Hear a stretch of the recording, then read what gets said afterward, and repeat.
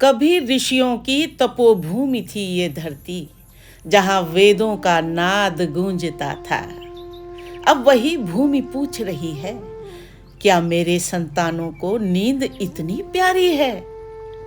1925 जब संगठन की एक लौ जली, आरएसएस नाम से एक संकल्प फूटा कि धर्म, संस्कृति और सत्य की रक्षा होगी, और ठीक उसके अगले वर्ष 1926 में दिल्ली निजामुद्दीन में उगा एक और बीज, तबलीगी जमात, जो आज 9 देशों में बैन है।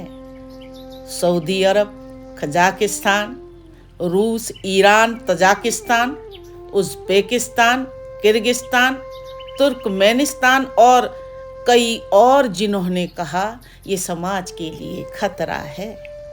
पर भारत, जहां ये बीज सबसे गहराई तक फैला, वहां आज भी सहिष्णुता का पहरा है। यहां अब तक किसी ने पूछने की हिम्मत नहीं की कि क्यों नहीं हुई कभी चर्चा, क्यों नहीं खुला कभी कोई पन्ना, क्यों मौन है भारत की आत्मा। विभाजन की रातों में जो रक्त बहा, बंगाल के खेतों में जो चीखें गूंजी, अफगानिस्तान की घाटियों में जिन मंदिरों की राख उड़ी, वो सब इतिहास नहीं, चेतावनी है।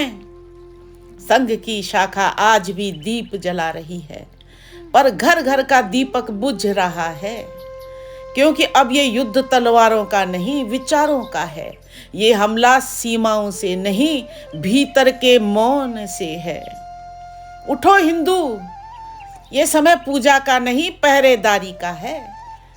ये युद्ध नफरत का नहीं, अपने अस्तित्व की रक्षा का है। वो धर्म जो सिखाता है वसुधैव कुटुंबकम, वही आज अपने ही घर में बेगाना बना दिया गया है। तुम्हारे पूर्वजों ने केवल पूजा नहीं की थी, उन्होंने रण भी लड़ा था। उन्होंने केवल सहिष्णुता नहीं सीखी, उन्होंने अन्याय के सामने सिर भी उठाया था। अब मौन नहीं चलेगा, क्योंकि इतिहास गवाह है, जो जागे वही जिए, जो सोए वही मिटे। ये धर्म नहीं राजनीति का प्रश्न है, ये आत्मा की सुरक्षा का युद्ध है। जो अब न जागेगा, वो फिर कभी जन्म लेकर भी नहीं बोलेगा।